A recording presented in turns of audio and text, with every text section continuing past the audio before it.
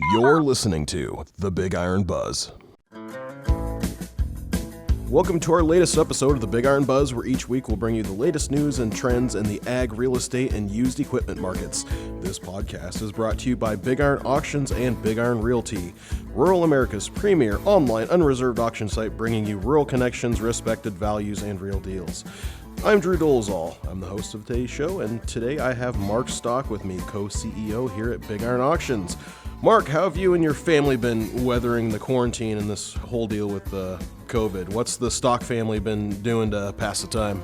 Well, I've got a college student now at home, and I've got a high school student and a junior high student. They haven't had school since that day in March, and all of their events have been canceled. The only thing they do now is communicate via their Snapchat and their TikTok and their little video games that they're playing all the time. I don't know how all that works. I didn't have that when I was growing up. I was just told to get outside.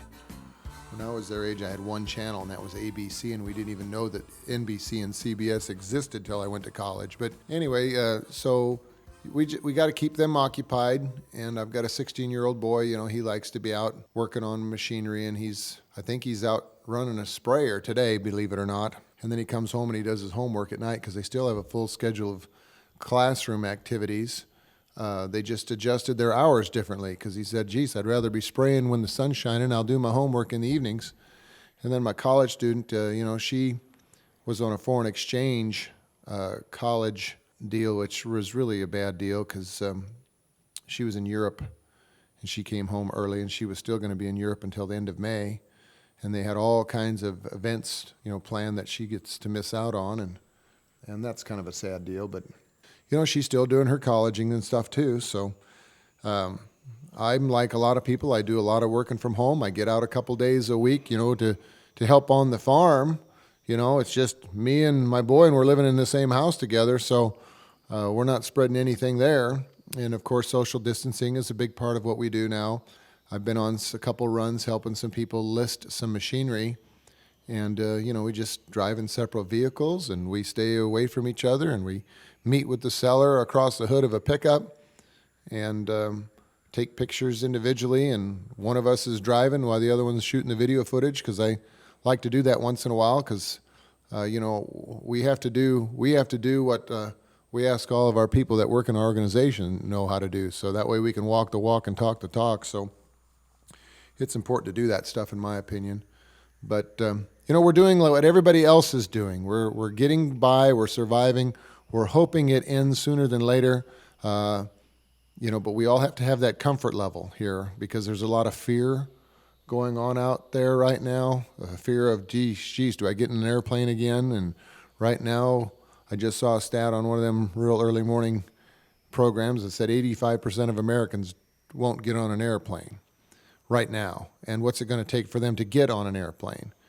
I know what would make me comfortable. Give me a shot in the arm that says I'm now immune from it. Or tell me that there is a drug out there that if I do catch it, I'm administered that drug and I have a 99.99999% chance of surviving. So those are the things I think that's going to take to get everybody back to comfortable again. But we need to get America open back up. We got to have people going to work. We can't live inside these boxes. And even though I know we're surrounded by our family and everything, you have to have some sort of feeling of worth. And even though being with your family is the most important worth, but you still got to spread your wings. Yeah, I'm right there with you. Well, the title of today's podcast is Taking Stock of Your Assets, and it's probably kind of timely right now based on what we've seen happen to commodity prices in the past few weeks. A lot of people in ag could use an influx of cash right now to keep their operations in good standing. So from a equipment perspective, how can farmers or somebody who has equipment use unused equipment to their advantage? Well, I know that a lot of people, they don't think about selling anything until they need a little jingle in the pocket, right? Most of the time they say the reason I'm not selling it is because it's paid for and it isn't hurting anything sitting in the back of the shed or in that row of equipment that's parked outside. I know we've seen a dramatic drop in our commodity prices, and there are still a lot of people that have grain in their bins. And it's really tough to haul corn into town when it's, at your local elevator, it's $2.70 or 2.80 cents, or an ethanol plant that's just a little over $3, but they don't even want it much anymore because they're not even open. So we've had the same conversation. Even when times are good, you always have to be looking at the items of equipment in your inventory that you don't use anymore, and you need to figure out ways of replacing that with something that you can either A, use, or B, that you can use the money in a better way than just keeping it in that piece of iron that's not doing anything for you. So if you just want it to sit there, unless it's a collector piece or unless it's a sentimental piece, something that grandma and grandpa had and that you had, or something you restored when you were in high school, or maybe it was the first tractor you ever bought and you want to pass that down to your kids, so they pass it down to their kid, which unfortunately a lot of times, when people pass away, it usually ends right there and it gets sold. We've seen that happen a lot. But, selling equipment that you're not using and to replace that with something that you could use, or just to use it to free up some cash or pay down some bills, is something that I think a lot of people are looking at. I know we've got a lot of folks that may have bought some things that they wanted to have some fun with, and now they're having to make those decisions. Geez, do I keep that, or how do I get myself through making this upcoming land payment or this rent payment? A lot of times, we tell people, well, if you got that extra item that you're not using and you sell it, that's one thing that's nice about the online auction platform on BigIron. We're selling equipment every week, year round. If you sell the one you've got, and I know you know what kind of shape it's in 6 months you wish you had it back, you can buy one just like it. 6 months later, you can buy something. It may not be this exact same year, may be in better shape or in worse shape than the one you had, but you can always buy something that you could use, even if it's something you sold that you weren't using. I know a lot of people, folks, that buy a combine in August and they use it through harvest, and they sell it in December or January because they don't want to have that high dollar piece of machinery in their asset inventory. A combine is a high dollar maintenance machine, and it depreciates fast. So if they buy it in August, they use it for whatever acres they use it on. They keep their heads. Most times they keep their corn head and they keep their flex head. But they just get a different combine every August and sell it in December. And the amount of money that they have tied up in interest if they're borrowing that money for that machine is only for 4 or 5 months. And then they cash out. And if they do that and they divide the amount of the difference in depreciation, and sometimes it actually sells for the same or more money. I know you have to pay a little bit of commission, a little advertising cost, but there's an expense to having everything. But if you divide that cost by the number of acres that a lot of farmers are running, it's cheaper than renting and cheaper than owning. So it's just something people need to always take into consideration. Well, let's talk a little bit about land. How could somebody leverage their real estate to help with their cash flow? Well, land is something that I always tell people you should hold on to your land as long as you can, because you can sell a tractor and buy a tractor tomorrow, but you sell a farm today, it's hard to buy a farm tomorrow, especially one that's right where you're at. Now, if it's a farm that's far away, and you've always said, geez, if I could sell any farm, I'd sell that one, and an opportunity to buy something closer. Right now, you could do that. You could sell it if you wanted to. There's still a market for it. We sold a farm today. We had a land lease auction today. There's still people buying farmland. Today, interest rates are still cheap for a buyer to participate in a long-term loan. So you could still sell it. We do have a product that we're partnering with landrenter.com on leasing out hunting rights. Now, if you've got, a big chunk of pasture, if you got a spot along a river, a bank, or a stream, or you got some lowland areas that have a lot of tree cover, and you got a lot of turkey and deer traffic running through it, and nobody's been utilizing it to hunt with, we're going to be doing quite a bit of that here when we come around the August and September time period, and into October, we're going to be auctioning off hunting rights. And now is the time for people to be thinking about that, because we can take a lot of pictures and set up game cams. We can do a lot of work in preparing for somebody who would want to see what's out there. to be a successful bidder on it. So if you want to generate some extra cash, I know most of the time when we were always young, and my dad would let somebody go hunt on his property or pheasant hunt or something, they'd usually come over and bring a 12-pack of beer and a stick of summer sausage or something. And I know that's fine and dandy, but, the real estate taxes are up. Yeah. And a lot of these landowners, they need to figure out ways of offsetting the high dollar tax burden that's put on all these ag land, and renting out ground that you usually doesn't have an income from is a product that we're bringing into light through the good folks at the Land Renter Company. And if they want more information, just go to landrenter.com. Well, today landrenter.com, which uses the BigIron platform, just concluded their first land lease auction today.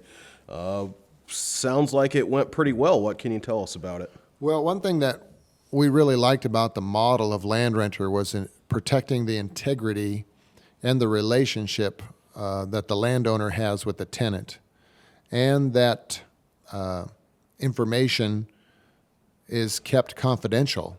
So for those that were watching, they couldn't really see anything unless they participated with a fee. And the reason why the fee was there was Land Renter said that they just want the people that are serious and having an opportunity to rent that land, participate, and then they would have access to all of the bidding, all of the information, and everybody that didn't have anything to do with it wouldn't be seeing what's going on, because there's things that can happen when you talk with a landowner and a tenant, right? And a tenant, if they're renting ground for X amount of dollars, whether it's in range of market value or if it's a sweetheart deal or maybe they're paying a premium for it, they don't necessarily want their neighboring tenants to know what's going on, as is the landowner doesn't want everybody to know what kind of income they're generating. And maybe they are giving a sweetheart deal to somebody and they don't want anybody to know that. And maybe they're topping the market and they don't want anybody to know that. And those things exist every day all across America. So the Land Renter folks said, why don't we just have a participation fee so the serious people participate, and they can bid on land that is up for lease. So there was 225 acres of pivot irrigated land in Dodge County. We can tell you that there were 10 participants. And we can tell you that the landowner was thrilled with the results.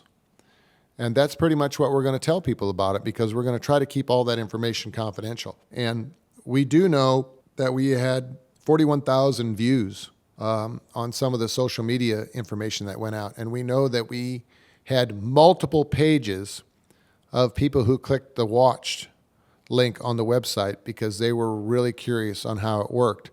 Well, when the auction went dark, is what we call it, 5 days before it ended, that means nobody could see the bids unless they were an active participant. They really couldn't see anything. But, our phone's been ringing off the wall all day long wanting to know what happened, and I guess our official answer was there were 10 active participants, and the landowner was very satisfied with the results. No, that's great, Mark. Well, and then in a more traditional land auction today, we had land sell in Pierce County. Jim and John Stock were the real estate agents on that. What were your thoughts here?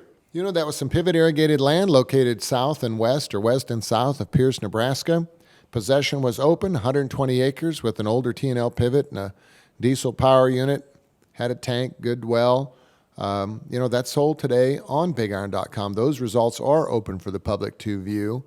So you can go to BigIron and check that out, as all of our online land sale results are published.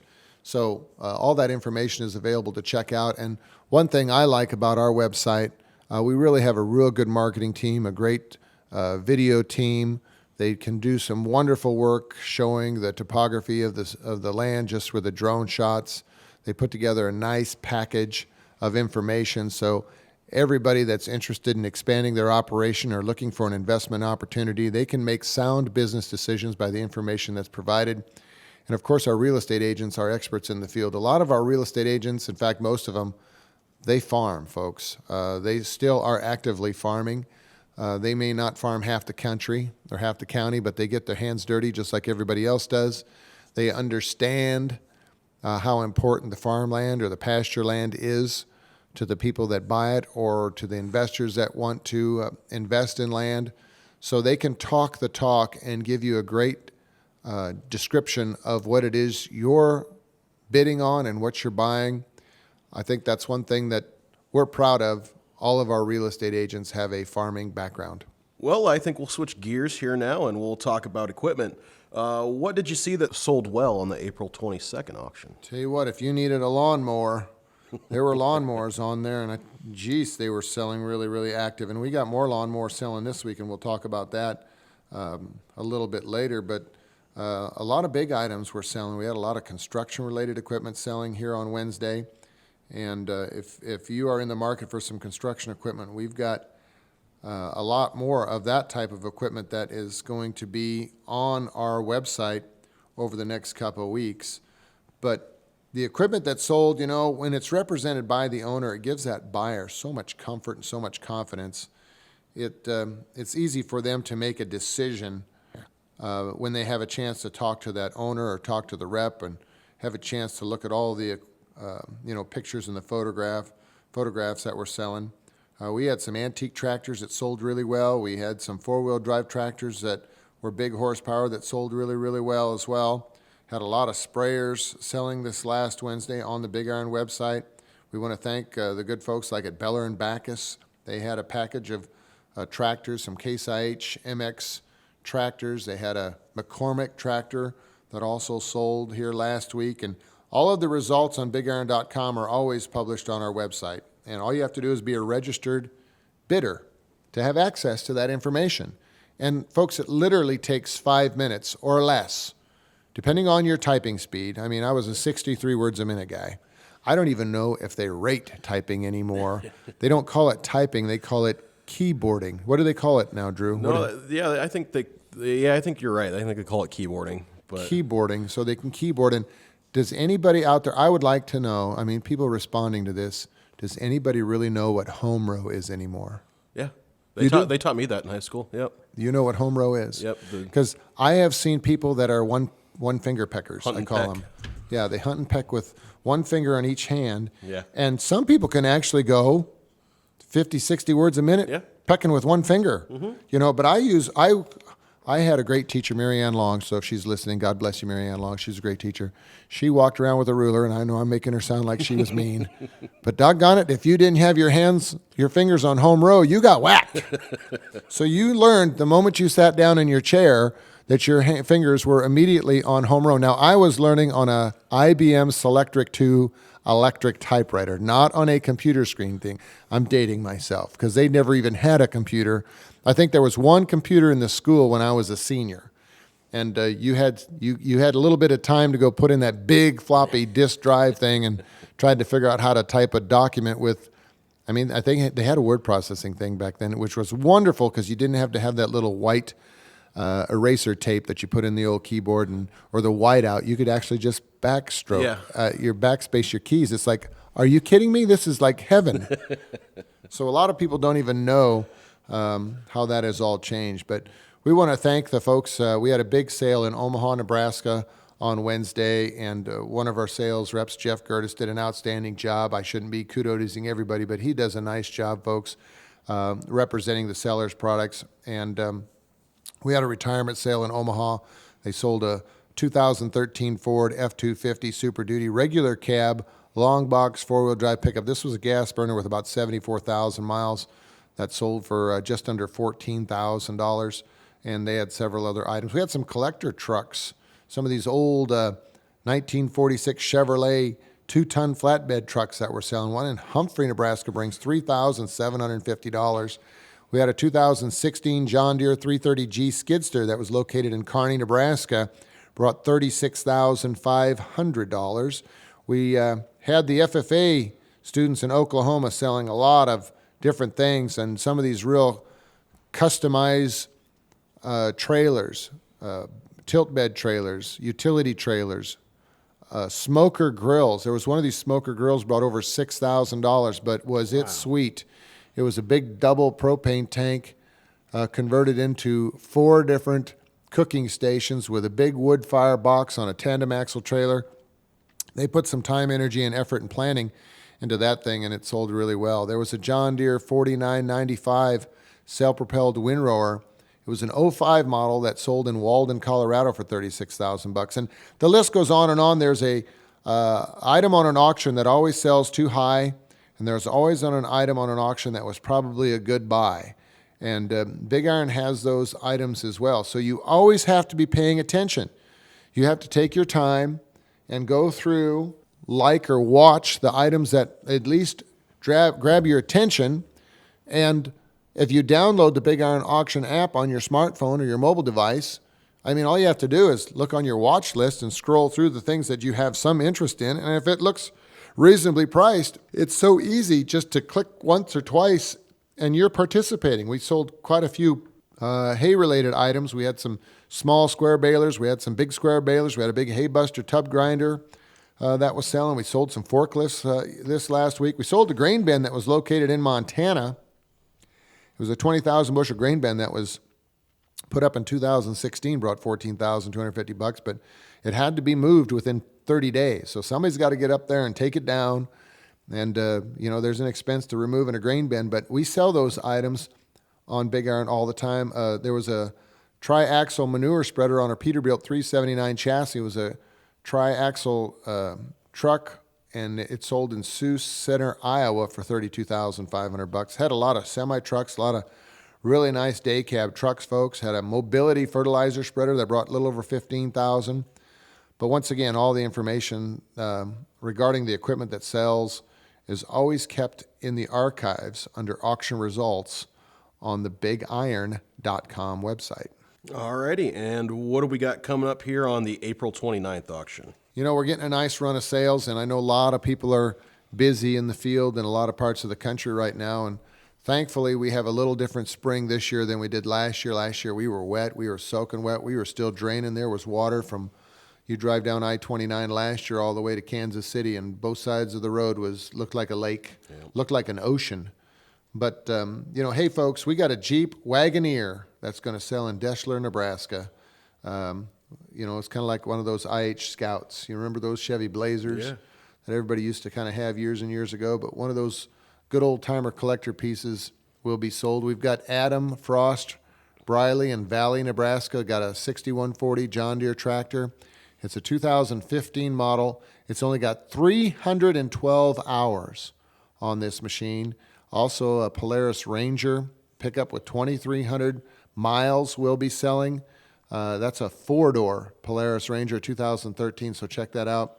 We've got lawnmowers. I mentioned this before. 4 Rivers Equipment in Burns, Wyoming. They got a whole fleet of lawnmowers that will sell. These are just trade-in, folks, and they've been through the shop. They're going to be good machines for you, so check it out. The Alden State Bank in Sterling, Kansas has got a big package of equipment. They got a lot of welders. If you need items for your shop, check it out. They got C-clamps. They got vice grip stands. They've got hand tools. They've got Lincoln wire feed welders. They've got Toyota and Utiliv forklifts. One of these 2015 model machine that's only got 561 hours on it. So right now, a lot of people moving some seed corn and boxes, seed boxes, soybean boxes around. You need a forklift. We're selling those. Now, Brian Lawby is in Lexington, Nebraska. He's got a 1993 Cobalt boat on a tandem axle trailer. So I know a lot of people probably want to get out of their house. You probably have some social distancing when you get out in the middle of the lake, folks. Take this boat, dip it in the water, get in there, put it in reverse, grab your fishing pole, and throw your phone into the water. No, don't do that. Don't do that. But, spend some time out on the water. We've got a couple of retirement sales, one in Riverton, Wyoming for Daryl and Bonnie Leonhard. They got a pair of Massey Ferguson 5455 mechanical front tractors.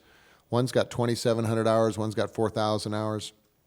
We got a big package of equipment in Hastings, Nebraska for Cornerstone Bank. They got a lot of John Deere equipment. A couple of these John Deere 7130 and 7230 premium mechanical front tractors with loaders will be selling on that sale. 3,300 hours, 3,800 hours. Got a John Deere 9660 combine as well that will be sold. So check that out. They got quite a few power units and livestock feeding equipment as well. Caroline Peters in Westboro, Missouri. Folks, they got a 2018 Honda Foreman 500 Rubicon. It's only got 976 miles on this red machine. So that's right in use season for irrigation, checking your wells and stuff coming right around the corner, getting out there and checking the pasture fences. Those things work pretty handy. I know if you got some trees growing out there, them little doggone cedar trees, you can go out there with a four-wheeler and whack them down, but be safe out there. Groney's Outdoor Power. Every year in April, they sell a package of lawnmowers that they took in on trade. So they are from Grand Island, Nebraska, and they've got a bunch of riding lawnmowers, rear baggers, non-rear baggers, some grasshopper mowers. So check out their package of equipment that we're selling. Gary Mansfield is retiring from Ray, Colorado. A big Ford 876 four-wheel drive tractor is part of his retirement sale. We've also got some sprayer trailers. If you want to haul your sprayer around, check that out. Ken Krejci and Mick Gauck. They are by Fairmont, Nebraska. They got a Massey Ferguson 8650 with 2,050 hours that will be sold on the April 29th online auction. We got Larry and Mary Brackenhoff's retirement sale in Schuyler, Nebraska. I tell you what, Clint Werner's doing a fantastic job. He's the Big Iron ISR rep. He's got quite a good following in his trade area, and he's very meticulous, so we're hats off to him. We got a lot of power units, folks, selling for the Robin Ranch in Dixon, California. So if you need some Case PX190 power units, they got 1,100 and 1,200 hours on these machines, and we can't verify whether those are accurate, but that's what's shown on the odometer. But check them out if you need some power units. And the list goes on and on. Check out BigIron.com. Everything sells with no reserves as always. To the highest bidder. And our reps are doing an outstanding job being very safe when they list equipment, folks. They can do majority of everything all by themselves. If you, the property owner, are capable of moving the equipment to an open area where they can take the pictures, they can do that all by themselves. They can do the paperwork with you over the internet, or they can leave paper in your front screen door and you can sign it and you can throw it back underneath their windshield wipers or on their front seat of their pickup. Everybody's got hand sanitizers. Everybody's got masks. Everybody is being extra cautious and will continue to do so until we can all get a shot in the arm, or they have a way to tell us that, hey, we can take this pill after we're not feeling well and it's going to make us healthy again. So everybody be safe out there.